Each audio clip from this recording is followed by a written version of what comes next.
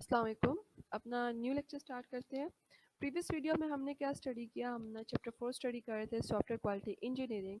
वहाँ पे हमने डिस्कस किया कि सॉफ्टवेयर क्वालिटी इंजीनियरिंग हमारे पास बेसिकली एप्लीकेशन ऑफ क्या है, क्वालिटी इंजीनियरिंग की।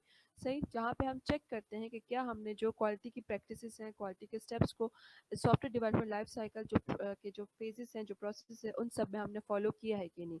तो अगर हमने फॉलो किया तो हम कहते हैं कि हमने क्वालिटी का प्रोडक्ट क्रिएट किया। तो इसकी हमने मेन एक्टिविटी स्टडी की थी। मेन एक्टिविटीज़ क्या है कि हम यहाँ पे चेक करते हैं, इंश्योर होते हैं कि क्या हमने वैलिडेशन एंड वेरिफिकेशन की है कि नहीं। वेरिफिकेशन क्या होती है कि क्या हमने जो प्रोडक्ट बनाया वो सिस्टम की रिक्वायरमेंट्स जो है उसको फिलफिल कर रहा है कि नहीं। एंड वैलिडेशन हमारे पास क्या होती है कि कस्टमर की रिक्वायरमेंट्स के मुताबिक हमने बनाया कि नहीं। ठीक है।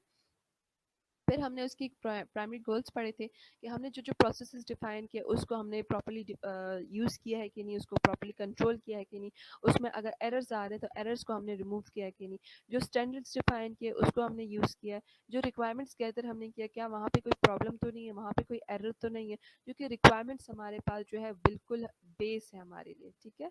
रिक्वायरमेंट जो हमारी जो सॉफ्टवेयर डेवलप करने के लिए हमारे सॉफ्टवेयर की क्या एक बेसिक स्टेप एक बेस है। जितनी अच्छी ये बेस क्रिएट हुई होगी ना उतनी अच्छी बाकी उसके जो स्टेप्स बनेंगे, बाकी बाकी लेयर्स अच्छी बनेंगी। ठीक है।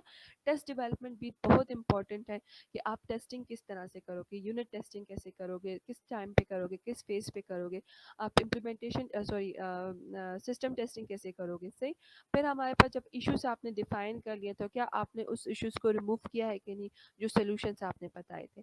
फिर आपने करेक्टिव एक्शंस मींस कि जब आपने प्रोडक्ट को इम्प्लीमेंट कर दिया, यूज़र को दे दिया, तो उस फेज में आपके पास कोई एरर तो नहीं आ रही। तो ये हमारे क्या प्राइमरी गोल्स है for achieving quality of a product. हमने पे कस्टमर की सेटिस्फिकेशन की बात की। यहाँ पे कस्टमर कैसे सेटिस्फाई करना है। हमारे पास कंज्यूमर्स कौन है, दो तरह के लोग होते हैं, कस्टमर्स एंड यूजर्स। कस्टमर्स वो बनते हैं जो आपसे आके डायरेक्ट आपसे प्रोडक्ट क्रिएट करवाते हैं, एंड यूजर्स वो हैं जो आपका प्रोडक्ट जब क्रिएट हो जाता है तो उसको यूज़ करते हैं। तो वो हमारे पास क्या अब आपने फॉर एग्जांपल आपकी कंपनी ने खुद ही से कोई प्रोडक्ट क्रिएट किया। ठीक है। तो उसमें पे वो सब लोग क्या होंगे, यूजर्स होंगे, और आप लोग खुद क्या होंगे, प्रोड्यूसर्स भी हो जाएंगे एंड कस्टमर्स भी हो जाएंगे, क्योंकि आपने अपनी रिक्वायरमेंट्स को क्या करना है, फुलफिल करना है। तो आप फिर क्या होगा कि आप खुद के भी कस्टमर्स हो गए, और आपके जो प्रोडक्ट को यूज़ करेगा तो वो क्या होगा, यूज़र। अब फॉर एग्जांपल आप कोई गेम क्रिएट करते हो। सही। और उस गेम को क्रिएट करते वक्त आपने जो रिक्वायरमेंट्स गैदर की, आपने अपनी रिक्वायरमेंट्स को क्या करनी है, सेटिस्फाई करनी है।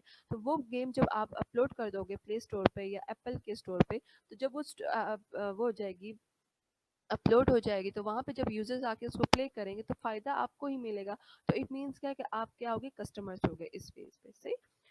फिर आपके तो चाहे आप कस्टमर्स हो के लिए बनाते हो, चाहे आप यूजर्स के लिए बनाते हो, आपने दोनों के लिए क्या है, रिक्वायरमेंट्स को क्या करनी है, फुलफिल करनी है। फिर हमारे पास आ जाते हैं प्रोड्यूसर्स। प्रोड्यूसर्स वो है जो प्रोडक्ट को क्रिएट करते हैं। तो इसमें हमारे पास जितने भी एसडीएलसी के टीम मेंबर्स हैं वो सब कौन है, प्रोड्यूसर्स आते हैं। सही है। क्वालिटी एक्सपेक्टेशंस की बात की थी, यूज़र की क्वालिटी एक्सपेक्टेशंस क्या होती है, प्रोडक्ट की क्या होती है। अब और हम किस तरह से इंश्योर होंगे कि हमने जो है क्वालिटी सॉफ्टवेयर क्वालिटी इंजीनियरिंग को की जो प्रैक्टिसेस थी उनको फॉलो किया। सही। तो ये हमने डिटेल में स्टडी किया था। आज का लेक्चर क्या है, डिफेक्ट्स। अब डिफेक्ट्स हमारे पास होते क्या, हमारे पास प्रॉब्लम्स क्या होती हैं, एरर्स क्या होते हैं। ठीक है। यहाँ पे उसको उन्होंने डिफाइन किया है कि जो भी आपका सॉफ्टवेयर उसमें जो प्रॉब्लम आती है, चाहे एक्सटर्नल बिहेवियर की वजह से है या इंटरनल बिहेवियर कैरेक्टरिस्टिक्स की वजह से, तो वो हमारे पास क्या होगी, डिफेक्ट। अब एक्सटर्नल बिहेवियर क्या हो गया कि आपने जो प्रोडक्ट क्रिएट किया है या आप जिस कंपोनेंट पे काम कर रहे हो, वो कंपोनेंट जो है वो प्रॉपरली काम नहीं कर रहा। इट मीन्स क्या है, वो एक्सटर्नल बिहेवियर है। आप या ये आपके पास होता है कि आपने जो कंपोनेंट बनाया उसके लिए कोई आपके पास सॉफ्टवेयर चाहिए या कोई हार्डवेयर चाहिए, वो उसके साथ प्रॉपरली काम नहीं कर रहा। तो इट मीन्स क्या है कि वो एक्सटर्नल, वहाँ पे कोई मसला है। इंटरनल करेक्टरिस्टिक्स ये कि आपने जो प्रोसेसेस डिफाइन किए थे उसमें कोई प्रॉब्लम है। ठीक है। तो उसकी कुछ टाइप्स इन्होंने बताई हैं डिफेक्ट्स की। पहला है फेलियर, जिसको हम इन्होंने कहा एक्सटर्नल बिहेवियर। फॉर एग्जाम्पल आपने क्या कहा, लॉगिन पे आपने काम किया कंपोनेंट पे, और ये कंपोनेंट लॉगिन के टाइम पे प्रॉपरली काम नहीं कर रहा। तो इट मीन्स क्या है कि आपका प्रोडक्ट में क्या हो गया, फेलियर हो गया, वहाँ पे क्या हो गया, प्रॉब्लम आ गई। ठीक है। तो आपके पास क्या है, diversion from the expected behaviour as specified, कि आपको स्पेसिफाइड क्या किया था लॉगिन का, कि ये आपको लॉगिन करके देगा, आपकी प्रोफाइल पे आप इंटर हो जाओगे, तो वो उस टाइम पे प्रॉपरली काम नहीं करा। तो इट मीन्स क्या है कि आपके पास ये क्या हो गया, फेल हो गया। फॉल्ट हमारे पास क्या होते हैं, इंटरनल कैरेक्टरिस्टिक्स हो गए कि आपने ये लॉगिन की एग्जांपल लेते हैं कि इसके प्रोसेसेस में आपने कोई मसला किया है, ठीक है, इसके प्रोसेसेस में कोई मसला किया है, तो वो आपके पास क्या होगी, फॉल्ट। तो यहाँ पे ये काइंड ऑफ एक दूसरे पे डिपेंड कर रहा है कि लॉगिन में हमने डिफाइन किया कि अगर ये लॉगिन प्रॉपरली काम नहीं करा तो इट मीन्स क्या है कि हमारे पास क्या है, फॉल्ट है। फॉल्ट क्यों है कि हमने इसके प्रोसेसेस में, इसके इंटरनल कैरेक्टरिस्टिक्स में कोई प्रॉब्लम की हुई थी, इस वजह से लॉगिन हमारे पास काम नहीं कर रहा। या समटाइम्स ये हो सकता है कि आपने जो जहाँ के लिए लॉगिन बनाया अपनी ऐप के लिए, अपने सॉफ्टवेयर के लिए, तो वहाँ पे लॉगिन किसी दूसरे कंपोनेंट की वजह से काम नहीं कर रहा हो, ठीक है। तो हमारे पास ये क्या हो गए, external behaviour and internal behaviour. Failure क्या है कि जो आपने कंपोनेंट डिफाइन किया वो कंपोनेंट प्रॉपरली काम नहीं कर रहा, दैट इज फेलियर। और फॉल्ट ये है कि जो कंपोनेंट आपने डिफाइन किया उसके प्रोसेसेस में आपके पास मसला आ गया, दैट इज फॉल्ट। एरर क्या हो गया, आपके पास जो ह्यूमन एक्शन है, मतलब आपके जो डेवलपर है, आपका जो कोडर है, उनसे कोई कॉन्सेप्शनल मिस्टेक्स हो गई, आप उसने उन्होंने साइंटिक्स में कोई मसला कर दिया, या उन्होंने प्रोग्रामिंग कोड लिखते वक्त कोई प्रॉब्लम कर दी, तो वो हमारे पास क्या हो गई, एरर हो गई। तो हम इसको अब बेसिक डेफिनेशन सॉफ्टवेयर में पढ़ते हैं कि सॉफ्टवेयर की क्या डेफिनेशन है। ये तो हमारे पास थी ना, जर्नली इसको डिस्कस कर दिया। अब हमारे पास यहाँ पे पढ़ते हैं कि सॉफ्टवेयर एरर क्या है। हमने यहाँ पे कहा है कि एरर क्या है, इनकरेक्ट और मिसिंग ह्यूमन एक्शंस। तो यहाँ पे वो कह रहे हैं कि software error made by programmer, जो प्रोग्रामर क्रिएट करता है। वही बात होगी जो साइंटिक एरर्स हो गए कि उन्होंने साइंटिक प्रॉपरली डिफाइन नहीं किया, साइंटिक्स में मसला किया। या लॉजिकल एरर हो गया कि जो लॉजिक्स वहाँ पे जो डिफाइन कर रहे थे वो प्रॉपर नहीं किया, या आपने कोडिंग करते हुए कोई मसले किया। तो ये हमारे पास क्या होगी, सॉफ्टवेयर एरर जो ह्यूमन से हुए, ठीक है। तो वो हमारे पास क्या है, सॉफ्टवेयर एरर्स।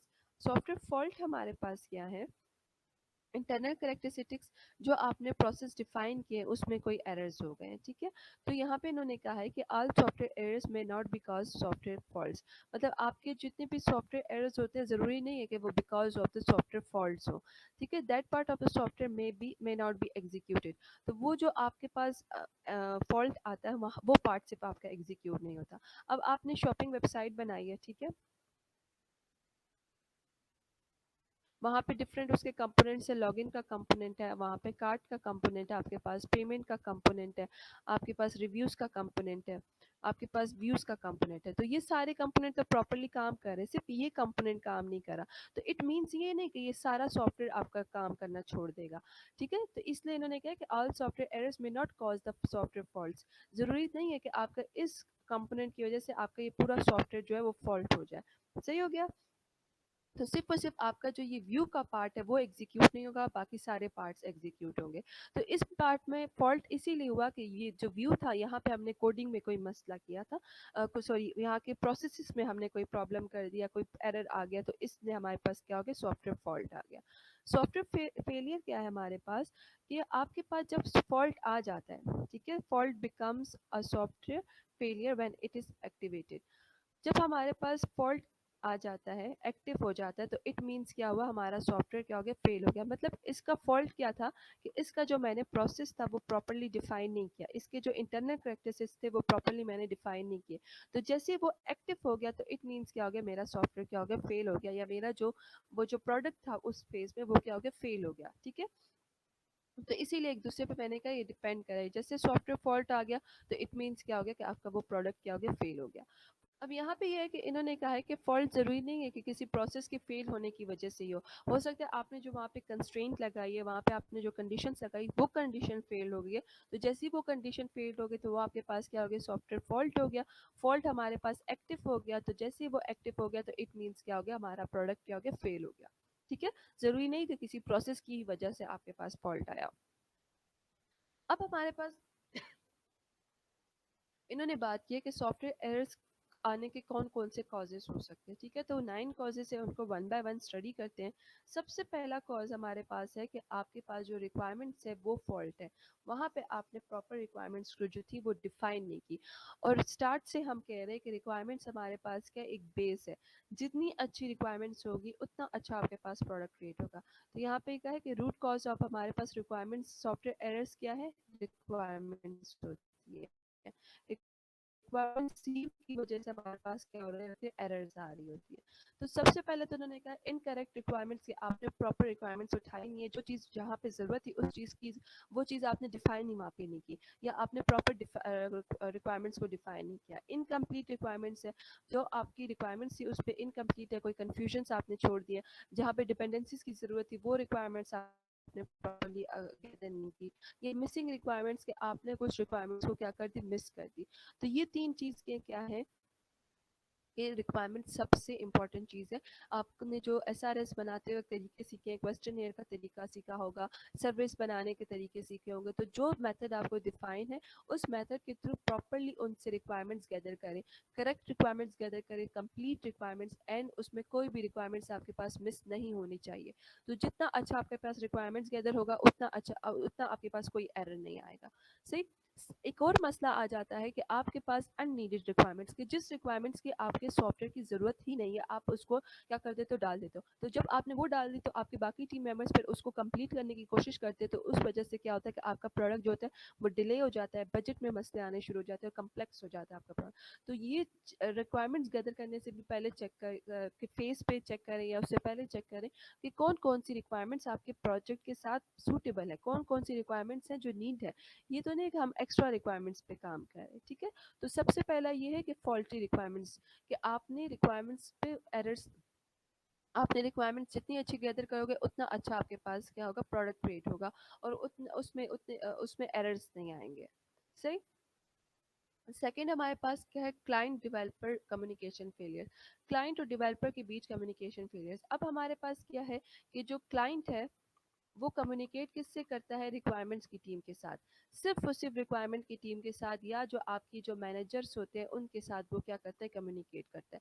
तो अब डेवलपर्स के साथ तो वो डायरेक्ट कम्युनिकेट तो नहीं कर सकता, तो यहाँ पे वो किस तरह कम्युनिकेशन फेल होती है, क्यों फेल होती है, क्योंकि आपने जो एस बनाया होता है वो प्रॉपर नहीं बनाया होता। वहाँ पे अगर ये आपका फॉल्टी एस बना है, एस में क्या है, रिक्वायरमेंट्स प्रॉपर टुगेदर नहीं है, रिक्वायरमेंट्स में कन्फ्यूजन है, रिक्वायरमेंट्स में लॉजिकल एरर्स है, तो जो फिर आपका डेवलपर है उनको तो समझ ही नहीं आए, क्योंकि बेसिकली एसआरएस आपसे मांग रखे है।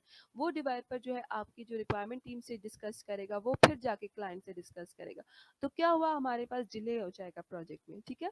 तो जितनी अच्छी आपके पास रिक्वायरमेंट्स गैदर होंगी उतनी अच्छी हमारे पास क्या होगा, अंडरस्टैंड करेगा आपका डेवलपर आपकी कि बेसिकली क्लाइंट को चाहिए क्या। तो हम कह सकते हैं कि एसआरएस क्या है, हमारे पास कम्युनिकेशन मेथड है बिटवीन क्लाइंट एंड डेवलपर। ठीक हो गया।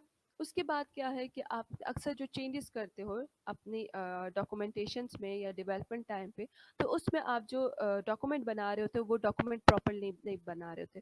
तो हमने कहा है कि जितनी अच्छी डॉक्यूमेंट क्रिएट होगी, चाहे एसआरएस हो, चाहे फॉर्मल की डॉक्यूमेंट हो, चाहे आर्किटेक्चर की डॉक्यूमेंट हो, जो डॉक्यूमेंटेशन आप क्रिएट कर रहे हो वो क्वालिटी ऑफ अ डॉक्यूमेंट होनी चाहिए, ठीक है। फिर समटाइम्स आप क्या करते हो, ओरल चेंजेस, मतलब आप उसमें अपने प्रोडक्ट में चेंजेस तो कर लेते हो लेकिन अपनी डॉक्यूमेंट को अपडेट नहीं कर पाते। तो फ्यूचर में फिर आप कहते हो कि ये तो चेंजेस हमने की ही नहीं है, फिर उस पर दोबारा उसकी चेकिंग करते हो, फिर जाके आपको पता चलता है कि अच्छा हमने तो चेंजेस कर ली थी लेकिन हमने उसको नोट नहीं किया, तो फिर क्या आ गया, आपके पास डिले आ गया। तो ये हमने डिले नहीं लाना, जितना अच्छा प्रोडक्ट आपका डॉक्यूमेंट क्रिएट हुआ होगा उतना अच्छा आपका जो प्रोडक्ट है वो टाइम पे क्रिएट होगा, ठीक है। लेक ऑफ, तो ये सब चीज़ें क्या है आपके पास, लेक ऑफ अटेंशन की वजह से, जितना आप फोकसली काम करोगे उतना अच्छा आपके पास प्रोडक्ट क्रिएट होगा। सेकंड हमारे पास क्या है, deliberate dimensions from software requirements. अब यहाँ पे क्या है कि हमने जो हम कहते हैं कि हम डॉक्यूमेंटेशंस क्यों क्रिएट करते हैं, ताकि हम बाद में इसको आसानी से रीयूज़ कर सकें। तो जब हमारे पास एसआरएस पड़ा हुआ है, तो अब फ्यूचर में हमारे पास कोई प्रोडक्ट का क्लाइंट आया, वो कहते हैं कि मुझे प्रोडक्ट क्रिएट करके दो जो ऑलरेडी हम बना चुके हैं, तो हम क्या करेंगे, उसको उठाएंगे और उसको क्या करेंगे, रीयूज़ करेंगे। लेकिन सब अक्सर बड़ा मसला क्या आ जाता है कि जो आपकी डेवलपमेंट टीम है या आपकी जो एसडीएलसी टीम है या आपकी जो एसआरएस टीम है, वो उसकी रिक्वायरमेंट्स को स्टडी करती ही नहीं है और डायरेक्ट रीयूज्ड प्रोडक्ट उठा लेती है। समटाइम्स होता है कि आपका जो क्लाइंट होता है उसकी कुछ कुछ रिक्वायरमेंट्स होती है वो आपके प्रीवियस डॉक्यूमेंट जो प्रोडक्ट होती है उसके साथ मैच होती है, तो आप उसकी बाकी रिक्वायरमेंट सुनते ही नहीं और डायरेक्ट अपना प्रीवियस प्रोडक्ट उठा के उस पर काम स्टार्ट कर देते हैं। तो ये जो है ये गलत स्टेप है। आपने अगर प्रोडक्ट रीयूज रीयूज करना है प्रीवियस प्रोडक्ट, तो उसको रीयूज़ करने से पहले उसको स्टडी करें कि कहाँ-कहाँ पे आपको मॉडिफ़िकेशंस चाहिए, कहाँ क्या-क्या चीज़ आपको चाहिए, क्या-क्या चीज़ आपको नहीं चाहिए, ठीक है? तो क्या-क्या चीज़ आपके पास एक्स्ट्रा बन रही है, तो ये स्टडी करना बहुत इंपॉर्टेंट चीज़ है। फिर वही बात आ गई कि आप अपने प्रोडक्ट को रीयूज़ कर रहे हो, तो रीयूज़ करने से पहले उसको प्रॉपर्ली स्टडी करो। ये नहीं कि आपने स्टडी किए बगैर ही बस उसको रीयूज़ कर दिया। रीयूज़ करोगे तो अगर उसको same as it is product चाहिए तो फिर तो मसला नहीं है। लेकिन अगर उसमें मॉडिफिकेशंस चाहिए तो मॉडिफिकेशंस करें, उसके बाद जाके फिर उसको यूज़ करें, ठीक है? फिर उसके बाद हमारे पास आता है कि डेवलपर्स का क्या मसला आ जाता है कि वो अक्सर उसकी वजह से प्रॉब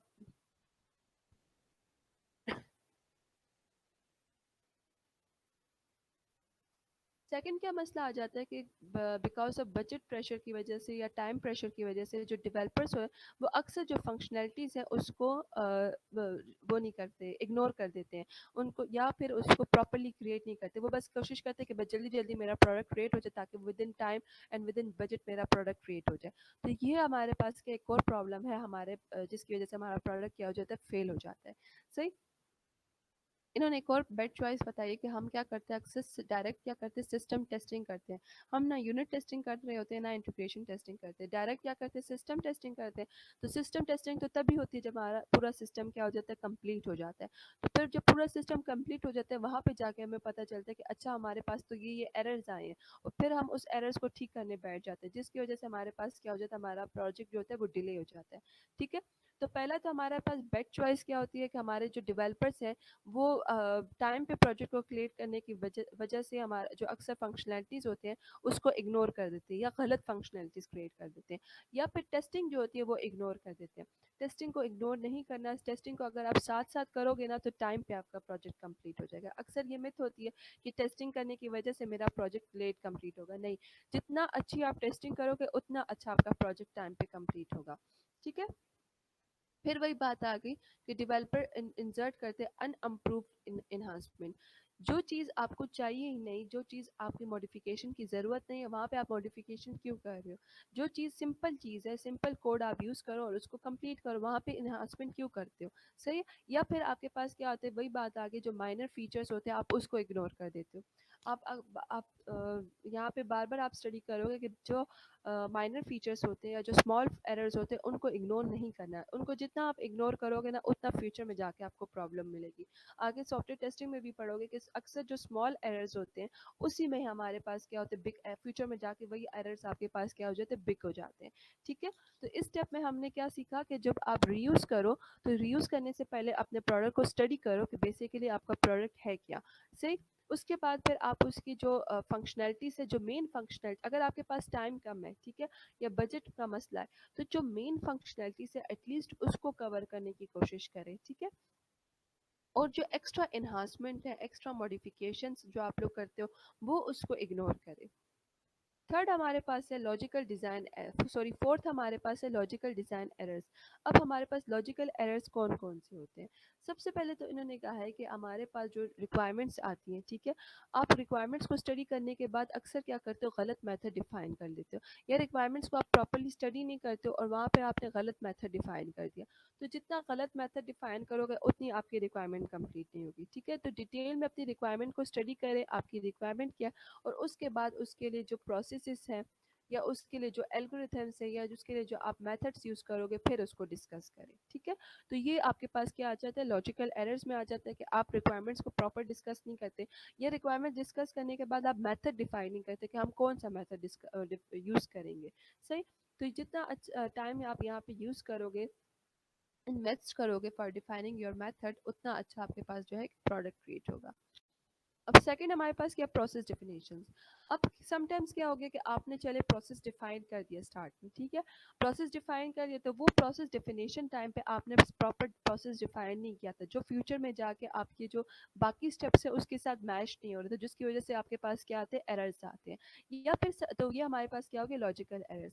या फिर समटाइम्स ऐसे होता है कि जो आपने प्रोसेस डिफाइन किया होता है वो आपके जो टीम मेंबर्स होते हैं वो उसको फॉलो नहीं करते, तो फिर आपको बाद में पता चलता है कि हमारे जो पहला प्रोसेस डिफाइन ऑलरेडी डिफाइन था तो हमने उसको यूज़ नहीं किया, जिसकी वजह से हमें क्या हुए, एरर्स मिले। ठीक है, फिर सेकंड आगे हमारे पास प्रॉब्लम आती है या जब आप इनकरेक्ट जो है बाउंड्री कंडीशंस डिफाइन करते हैं। अब बाउंड्री कंडीशंस क्या होती है, जैसे हम कहते हैं a is less than b और a is equals to b, a is greater than b, या हम कहते हैं x is greater than equal to Y.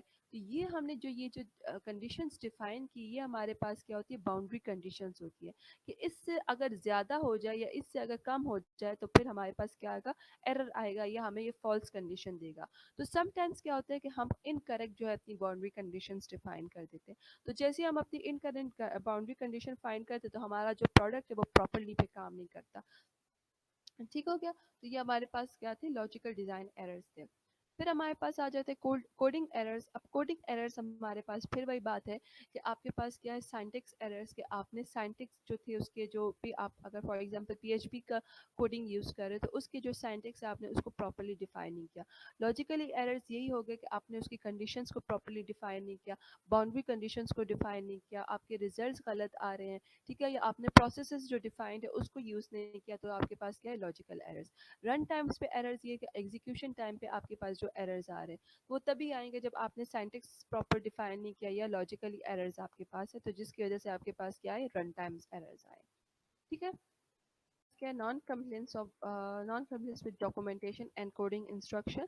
अब हम यहाँ पे क्या करते हैं, हम चेक करते हैं कि क्या क्या इश्यूज आते हैं जिसकी वजह से आप फेल हो जाते हैं किसी चीज़ को अचीव करने के लिए। तो यहाँ पे इन्होंने क्या, पब्लिश टेम्पलेट्स या स्ट्रक्चर, आपने जो डॉक्यूमेंटेशन में स्ट्रक्चर्स डिफाइन किया उसको आप अचीव नहीं कर पाते किसी वजह से, या तो आपकी जो डॉक्यूमेंटेशन टीम मेंबर्स होते हैं उन्होंने स्ट्रक्चर्स या तो प्रॉपर्ली डिफाइन नहीं किए, प्रोसेसेस प्रॉपर्ली डिफाइन नहीं किए, या फिर आपकी टीम मेंबर्स ने जो कोडिंग करने वाले हैं, जो इंटरफेस डिफाइन करने वाले, उन्होंने इस स्ट्रक्चर को प्रॉपर्ली फॉलो नहीं किया, जिसकी वजह से क्या आती है, एरर्स आते हैं। फिर सेकंड क्या आते हैं, कोडिंग स्टैंडर्ड्स, कि आपके जो सीडो कोड मेंबर्स हैं उन्होंने जो एट्रीब्यूट्स डिफाइन किए, नेम्स डिफाइन किए, क्लासेस डिफाइन किए, वो जो उन्होंने डिफाइन कर आपकी जो कोडिंग टीम मेंबर्स हैं उन्होंने उसको फॉलो नहीं किया, तो जिसकी वजह से हमारे पास क्या हुआ, हम फेल टू अचीव हुआ क्वालिटी ऑफ प्रोडक्ट। ठीक है, या आपकी जो सीडो की टीम मेंबर्स है उन्होंने प्रॉपर्ली इस पे काम नहीं किया, जिसकी वजह से हमारे पास क्या हो रहा है, फेलियर्स हो रहे हैं। तो सॉफ्टवेयर क्वालिटी एश्योरेंस टीम हमारे पास क्या करती है, वो टेस्ट करती है, ना तो सिर्फ यहाँ वो सिर्फ एग्जीक्यूशन ऑफ सॉफ्टवेयर को सिर्फ टेस्ट नहीं करती, बल्कि वो ईच एंड एवरीथिंग को चेक करती है। वो ये चेक करती है कि आपने कोडिंग के स्टैंडर्ड्स प्रॉपर्ली फॉलो किए हैं कि नहीं, आपने स्ट्रक्चर्स के जो टेम्पलेट्स डिफाइन किए वो प्रॉपर्ली फॉलो किए हैं कि नहीं, आपने जो एसआरएस के जो टेम्पलेट्स थे वो फॉलो किए हैं कि नहीं। उसके अलावा जो यूज़र इंटरफेस है, किस तरह से आपको मैसेज डिस्प्ले होगा, क्या वो डायलॉग बॉक्स किस तरह से डिस्प्ले होगा, उसमें किस तरह का टेक्स्ट होगा, रिसोर्सेज किस तरह की होंगी, वो सब चीज़ें फॉलो होनी है कि नहीं। अब यहाँ पे फाइल नेम्स है, प्रोग्राम्स नेम्स है, आप इंशाल्लाह जो सॉफ्टवेयर आर्किटेक्चर उसमें जब डॉक्यूमेंटेशन का फिजिकल व्यू पढ़ोगे तो वहाँ पे आप देखोगे कि हम अपनी फाइल्स को नेम दे रहे हैं, प्रोग्राम्स के नेम दे रहे हैं, पैकेजेस के नेम दे रहे हैं, तो वो हम पे चेक करते हैं कि फ्यूचर में जो आपके कोडर्स है वो उसको फॉलो कर रहे हैं कि नहीं। तो वो हमारे पास कौन करते हैं, क्वालिटी एश्योरेंस की टीम इन सब चीज़ों को चेक करती है कि क्या आपने जो डॉक्यूमेंट में टेम्पलेट्स डिफाइन किए थे वो आपकी टीम मेंबर्स ने डिफाइन की है कि नहीं, यूज़ की है कि नहीं, आपने जो कोडिंग के स्टैंडर्ड्स डिफाइन किए थे वो उसने यूज़ की है कि नहीं, और जो कोडिंग के स्टैंडर्ड्स आपने डिफाइन किए क्या ये प्रॉपर डिफाइन हुए हैं कि नहीं। तो ये सब कौन चेक करता है, आपके पास क्वालिटी एश्योरेंस की टीम चेक करती है। उसके बाद हमारे पास है shortcomings of a testing process. हमारे पास क्या क्या वीकनेस है, क्या क्या लिमिटेशंस आती हैं जब आप लोग टेस्टिंग प्रोसेस को फॉलो करते हो। सबसे पहला प्रोसेस का प्रॉब्लम तो ये आती है कि आपके जो टीम मेंबर्स है वो इस चीज़ को इग्नोर करती है। वो ये कहती है कि अगर हम टेस्टिंग प्रोसेस को फॉलो करेंगे तो हमारा जो प्रोजेक्ट है वो टाइम पे कंप्लीट नहीं होगा, डिले होगा, जबकि ऐसा नहीं है। जितना अच्छा आप टेस्टिंग प्रोसेस को फॉलो करोगे उतना अच्छा आपका जो है प्रोजेक्ट जो होगा एट द एंड कंप्लीट होगा। ठीक है, यहाँ पे क्या मसले आ जाते हैं कि इनकम्प्लीट टेस्ट प्लान होते हैं, कि आपके टेस्ट प्लान्स जो होते हैं, जो टेस्टिंग की टीम के होते हैं उन्होंने प्रॉपरली उसको प्लान नहीं किया होता, या फिर आपकी जो टीम मेंबर्स होते हैं वो उसको प्रॉपरली फॉलो नहीं कर पाते। ठीक है, फिर फेलियर ऑफ अ डॉक्यूमेंट हो गया, report detecting errors and faults, के आपके जो डॉक्यूमेंटेशन होती है टेस्टिंग की वो आपने प्रॉपरली फॉलो नहीं किया, प्रॉपरली आपने क्रिएट नहीं की, या जो डिफेक्ट्स की डॉक्यूमेंटेशन आती है वो आपने प्रॉपरली क्रिएट नहीं की। ठीक है, दूसरा ये कि आगे कि आप फेल हो जाते हो, क्यों फेल हो जाते हो? बिकॉज़ आपने जो फॉल्ट्स होते हैं उनको करेक्ट करना होता है, तो वो प्रॉपर्ली करेक्ट नहीं हो रहे थे because of the unclear indications, क्योंकि आपको क्लियर नहीं होता कि बेसिकली फॉल्ट हमारे पास है क्या और उसको हमने सॉल्व कैसे करना है, और फिर उस वजह से आप क्या करते हो, अपने एरर्स को जो है टाइम पे फिक्स नहीं कर पाते। तो जितनी अच्छी टेस्टिंग प्रोसेस हुआ होगा, जितना अच्छा उसका टेस्ट प्लेन क्रिएट होगा, जितना अच्छा टेस्ट केसेस क्रिएट होंगे, जितना अच्छा आपके पास स्टेप्स डिफाइन हुए होंगे टेस्ट के, उतने अच्छे आपके ये जो है टेस्ट प्लान का स्टेप्स कंप्लीट होगा। ठीक। फिर हमारे पास है user interface and procedure errors. User interface सबसे इंपॉर्टेंट चीज़ है, क्योंकि आपके यूज़र्स को क्या क्या आपके यूज़र को सिर्फ और सिर्फ क्या नज़र आ रहा होता है, यूज़र इंटरफेस। तो जो आप लोग कोड कर रहे हो, जो आप डेवलप कर रहे हो, क्या वो आपके इंटरफेस के साथ कनेक्ट हो भी रहा है कि नहीं, उसके साथ कंपेटेबल है कि नहीं। अब मतलब आपने कोडिंग बहुत अच्छी कर ली, बहुत अच्छा फॉर्मेट यूज़ कर लिया, बहुत अच्छा टेम्पलेट यूज़ किया, सब काम किया, लेकिन वो आपके इंटरफेस के साथ सूट ही नहीं हो रहा, तो वो फिर उस प्रोडक्ट की क्या होगी, वो प्रोडक्ट में एरर्स आएंगे, वो प्रोडक्ट यूज़ नहीं कर सकेंगे, क्योंकि वो कंपेटेबल नहीं होगा आपके इंटरफेस के साथ। तो इस चीज़ पे आपने फोकस करनी है कि किस तरह से आप उसको जो कोड कर रहे हो उसको साथ साथ किसके साथ चेक करना है, इंटरफेस के साथ।